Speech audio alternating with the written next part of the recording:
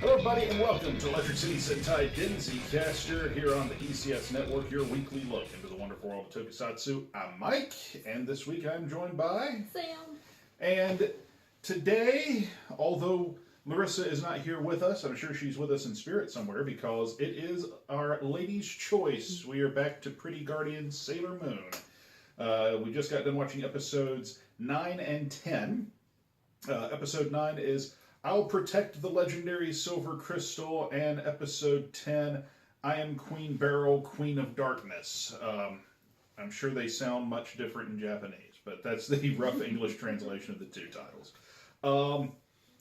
To give just sort of a brief synopsis of the two episodes, I'll Protect the Legendary Silver Crystal involves Tuxedo Mask basically blabbing to all of Japan that there is this thing called the Legendary Silver Crystal. The subtitles that we're watching refers to as the Mythical Silver Crystal. It's the same animal. But he basically gives away what it is, what it looks like, a general description. Oh, and that it's worth several hundred million yen, so a few $1,000,000. And in the process, winds up with a whole bunch of imposter tuxedo masks going out to try to find the same crystal, along with mass hysteria and everyone storming jewelry stores and pawn shops thinking they've got the real thing. Episode 10, I Am Queen Beryl, Queen of Darkness, more or less revolves around Sailor Moon, Usagi running away from home. And it's sort of a bonding episode for her and Rei. And we wind up with this large plot reveal in the series that, oh wait, they're all from the moon. As Luna lets them know in the course of the episode.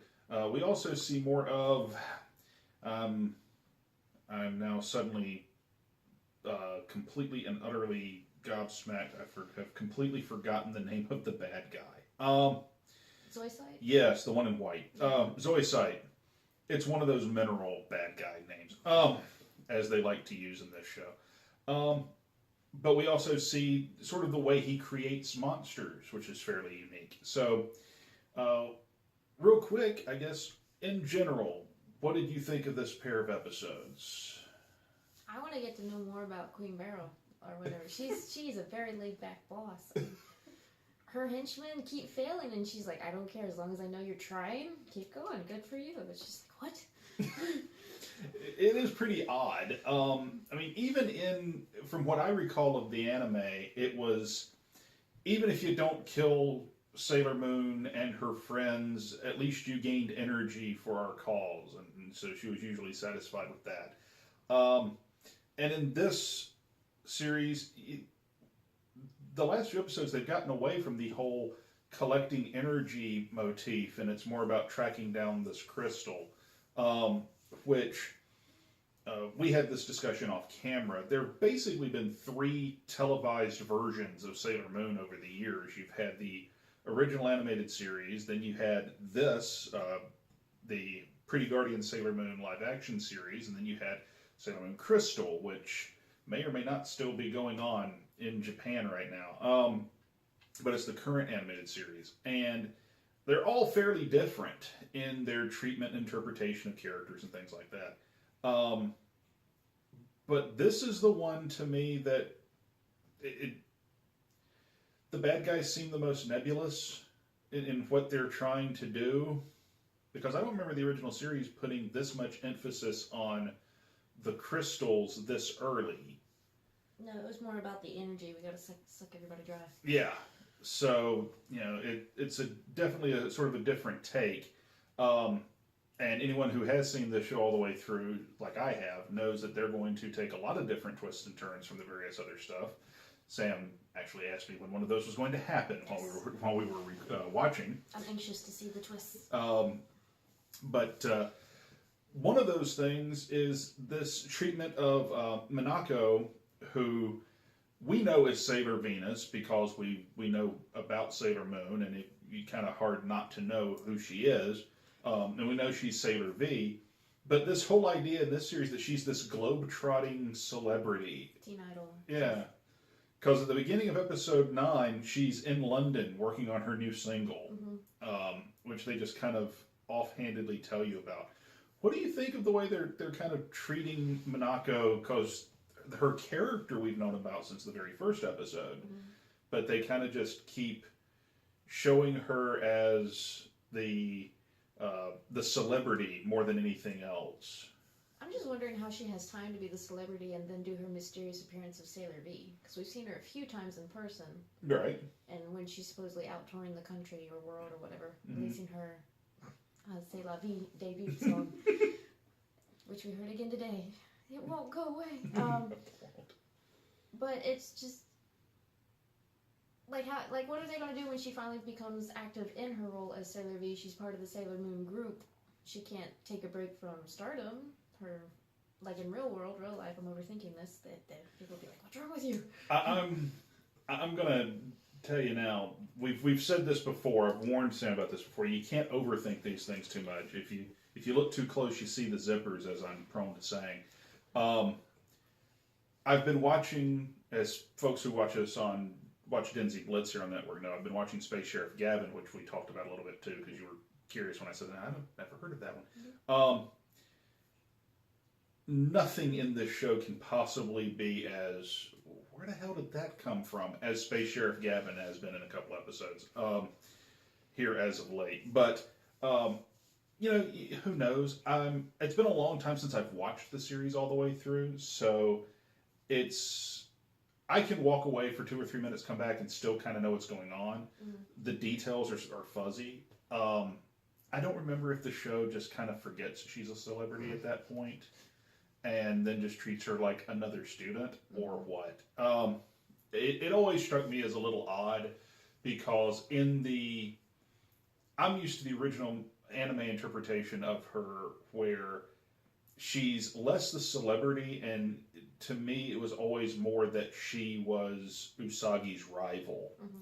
That, who is going to be the true blonde of the group sort of thing. I don't know, because they both have their ditzy moments and they both go after the same guys at different points and things like that. They both have cats. Yeah, they both have cats. That much stays true. They do still both have cats. Oh, we get to see Artemis? Yes, Artemis is in the series. Yay. So, all the main characters from season 1, so to speak, from the original arc of the manga are pretty much here. The first episode really just revolves around the crystal and perhaps more so exploring the relationship between Usagi and Mamoru, aka Sailor Moon and Tuxedo Mask, and everyone finally getting the hint that she really likes this guy, except maybe her. And I think she's struggling to admit it to herself. No, she finally admitted it because she had that internal moment where she had the karaoke machine. She's like, oh, yeah. I love. And it was just. But she can't admit it to anyone else. This is true. That's what is kind of interesting, and we have to talk about the creepy Tuxedo Mask guy. Oh my god. So go ahead. At one point, like they were, it was the whole they were trying to find the mystical crystal. Mystical crystal. Yeah, it's mystical crystal, and they thought they had found it. So the police had laid a trap for Tuxedo Mask, and Isugai, I can't talk today. Sailor Moon thought she saw him in the bushes, and she's like, "Oh God, I gotta save him!" And she creates a distraction and run away. And then they're around the corner. All of a sudden, he's like, "Why did you save me?" And he's like, "Wait, are you a girl?"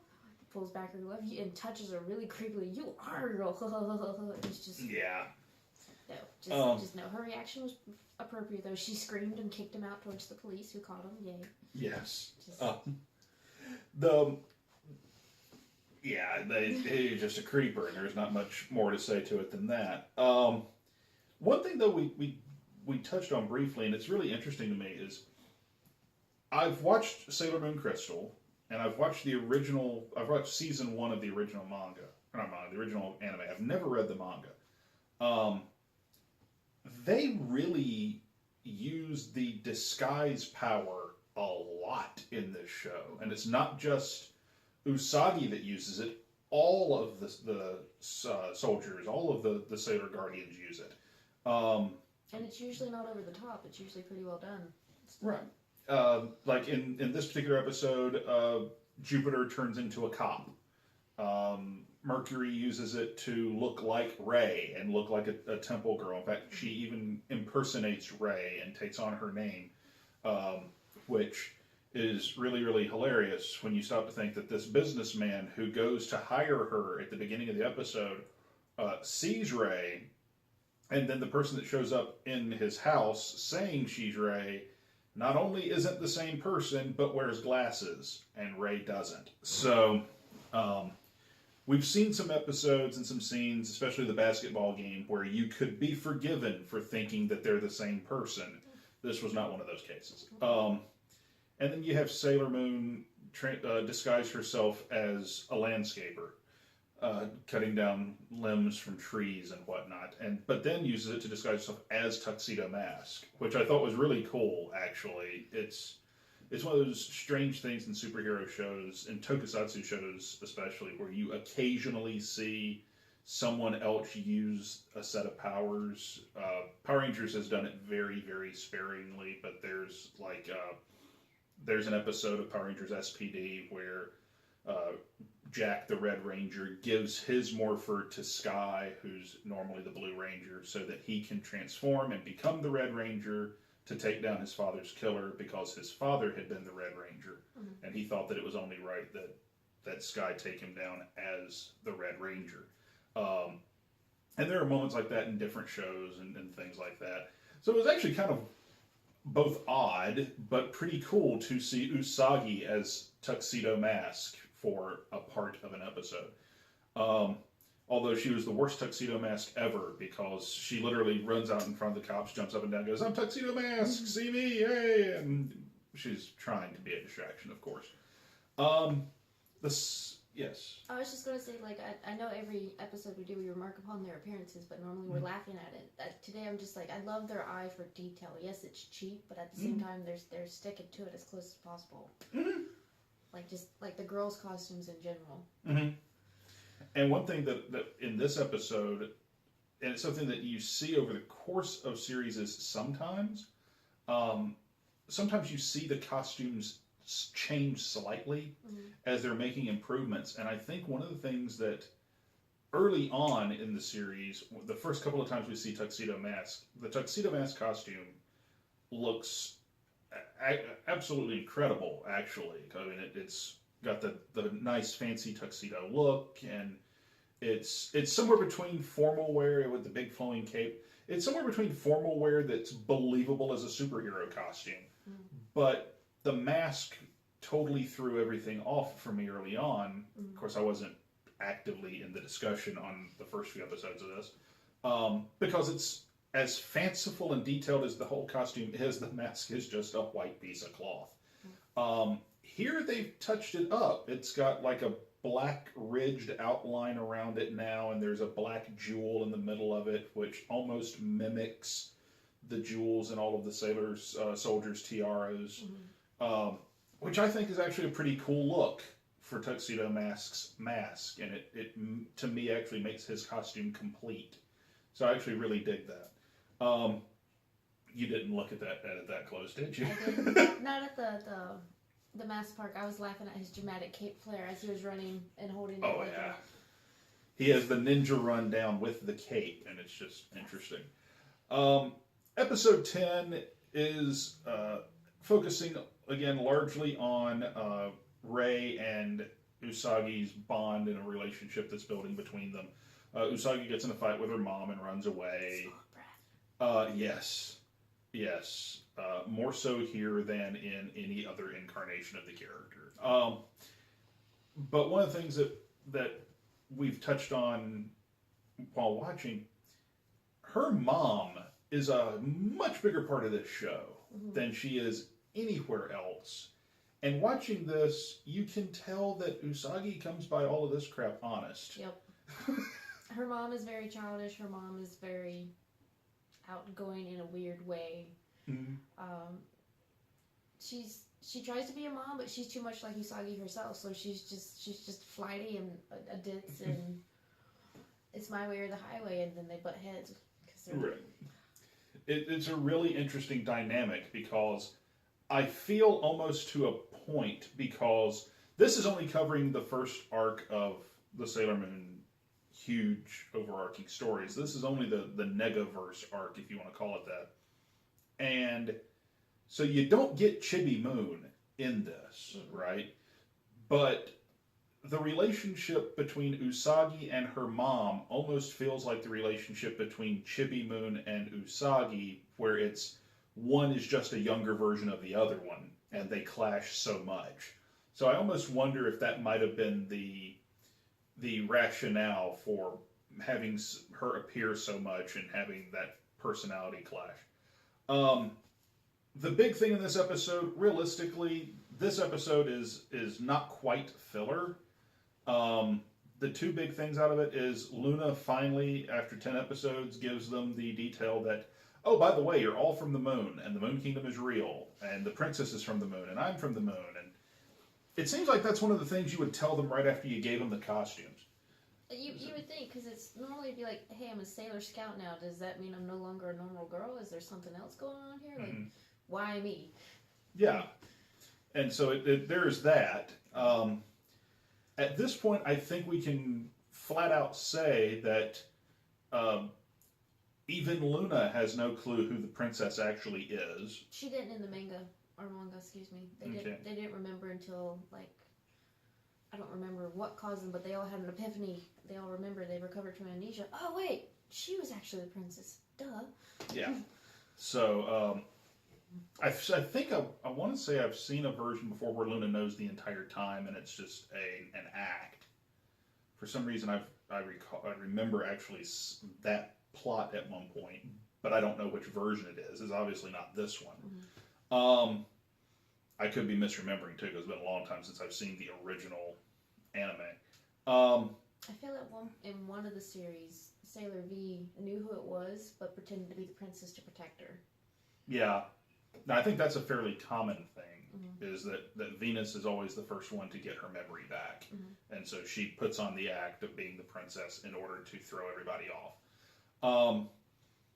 So we have that revelation. We're all from the moon, okay? And one thing that's actually pretty cool, do you know why, because this episode actually plays with the story of why, do you know why in Japan Sailor Moon's name is Usagi? I don't know. I know with the American version, Bunny, they called her Bunny. I think that was the one you hated. And then Bunny, the rabbit on the moon. Right. Well, that's what it is. Okay. It's the legend and the story of Princess Kaguya, who is the princess on the moon, the bunny on the moon that makes rice cakes. That there's a bunny on the moon and she makes rice cakes, and then there's Princess Kaguya, who is the princess on the moon. They reference both the Princess Kaguya story and the bunny who makes rice cakes on the moon in this episode. So for those people who don't know how that play on words and concept ever came up, it's here for you. The Japanese get it because it's one of their stories, but if you're an American audience, this episode actually is pretty cool and letting you in on the gag. The whole idea of Zoisite creating monsters by writing songs, I found actually to be pretty cool. I don't know if you did or not from your reaction. He's playing off the whole mad genius thing. Like, the stereotypical, I'm a mad scientist, but I'm very musically creative or artistically creative, but I'm going out to destroy the world. And the room he's in is very dark. It's very the white, gray, and black color scheme. And then you've got really pretty sheet music. And it's just, what? Yeah. The colors don't match. And he's in all white, with white hair. And he's very dramatic and very, not emo-ish, but dark. Yeah, I wouldn't call him emo. No, but he's a little over the top. Just dark is probably good. Brooding. Yes. He's a brooder. So it's a fairly interesting take. In Tokusatsu, there are a whole lot of ways they've created monsters in different shows. If you've watched the original Mighty Morphin Power Rangers, they make them out of clay. There have been shows where they're made out of household objects and where they craft them in giant scientific tubes, and they're cyborgs, and they're all this other stuff. I don't ever recall them being made out of sheet music before, so I give them credit for doing something a little different. No, that was clever. At first, I didn't understand it because I thought he was writing something and he wasn't happy with it, so he was just tossing it aside. Right. And I'm like, what the hell, dude? You're wasting all this effort. Just write the damn song. And then it turned into the monster, and I was like, oh, I get it now. Yeah. And the title of the song played into the monster's power. The song is called Requiem for a Princess. And so this monster can sing, and the monster's songs either destroy or make princesses suffer. So it either destroys the images, toys, books, paintings, whatever, of princesses, or if you are a princess, or apparently identify heavily with one, it will put you in immense pain. The one part of this episode that did make me kind of go, ooh, is this show was made in 2003 and into 2004. CG was not what it is today, which means a lot of the effects are still practical, which included all the shots of things spontaneously combusting in this episode, which included a doll that was in a small child's hand when it went up in flames. That looked really real. Because it was really real. And I'm kind of sitting there going, wow, I wonder if that kid's mom was on the set that day. Because the kid is literally holding the doll, and then the entire upper half of the doll just sparks and bursts into flames, and you see the kid throw the doll away, which I'm sure would have been a natural reaction. They probably didn't have to tell her to do that. So looking at this, I should also say the perhaps most important beat we get out of this episode is that we have our first face-to-face between the Sailor Scouts and Queen Beryl. Yes. Where Queen Beryl tells them that she is of the Dark Kingdom and they are the last remnants of the Moon Kingdom and they should have stayed asleep and now they're going to suffer and die and all this other stuff. Mwahaha, evil sorceress. Why does she pick now to reveal herself? Why does she reveal herself at all? I don't know, to be perfectly honest with you. I don't recall her revealing herself in this way in any other incarnation of the story. I remember her being revealed, but not necessarily going out in broad daylight on a rooftop and doing it. And I really don't recall her ever being revealed before all 5 Sailor Guardians are together. Mm-hmm. And in this case, we're in episode 10, and it's still just the 4 of them. Getting kind of anxious for Sailor V, but it looks like she's coming. She's coming soon. Yes, because she landed back in Japan at the end of this episode. She's back.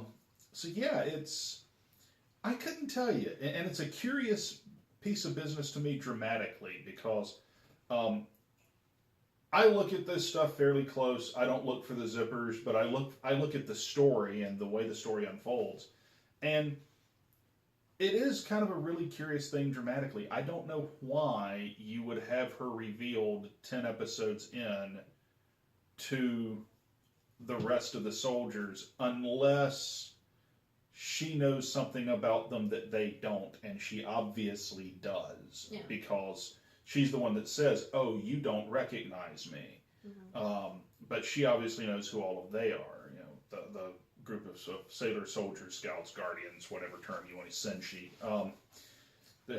Sorry, no, but this brings up another point. Like when she first, I don't remember when she first realizes that they're back. Why isn't she more upset that they're back? Like, what are they doing back? Why are they here now? Yeah, that's probably another good question because she doesn't seem very bothered by it.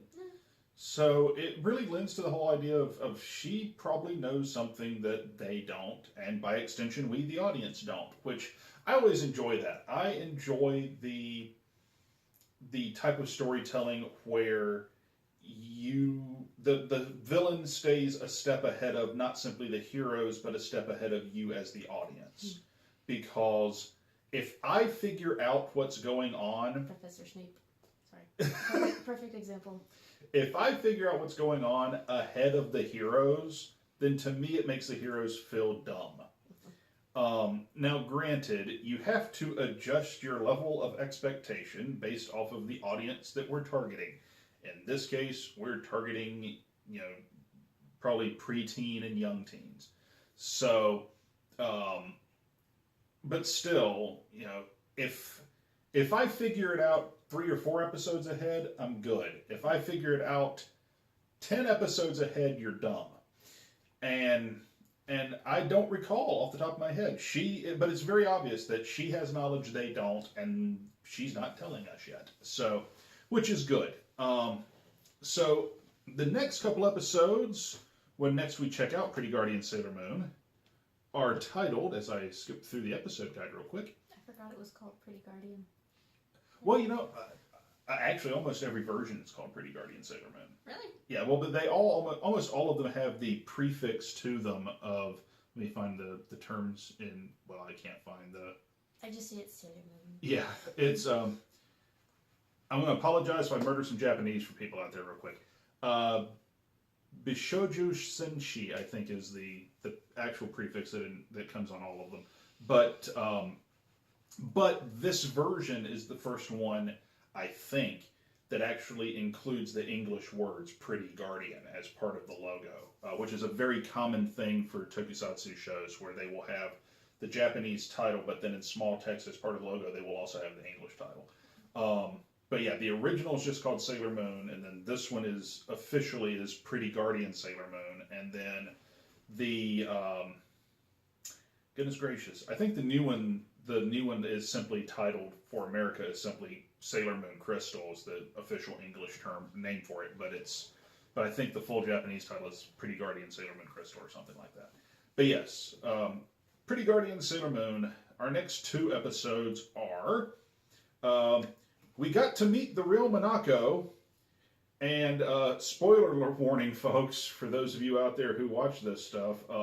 I've said it once, I've said it a million times. If you don't want to get spoiled on a tokusatsu show from Japan, never read the episode titles in advance. So the next one is Sailor. I'm not going to give the full title of the episode because it is a spoiler, but it's Sailor V's True Identity. That's half the title. Oh wait, we don't know yet? It hasn't been made clear, sorry.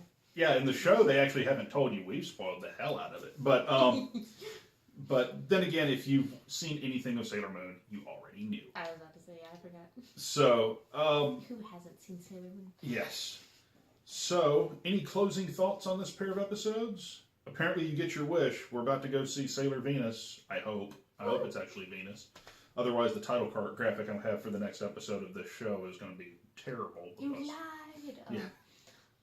No, I'm anxious to see more about Queen Beryl just because she's such a laid-back villain. I keep trying to think of other villains who are as laid back as she is. I'm like, no, they're all pretty angry. Yeah.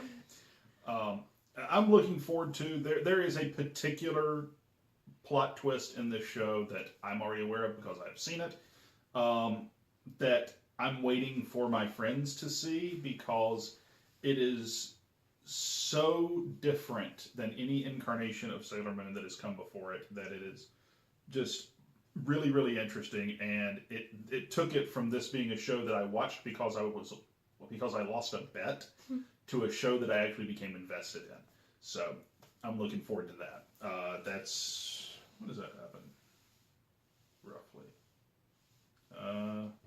We got a ways to get to it. Okay, it's like in the 20s. Down the line. Yeah, it's in the 20s. So. Well, we're finally in the teens. Yes, we're in the teens now. So, but folks. We hope you've enjoyed this edition of Electric City Sentai Denzicaster. Please, if you enjoyed the video, give us a like down below, leave some comments. Please subscribe. We'd appreciate that too.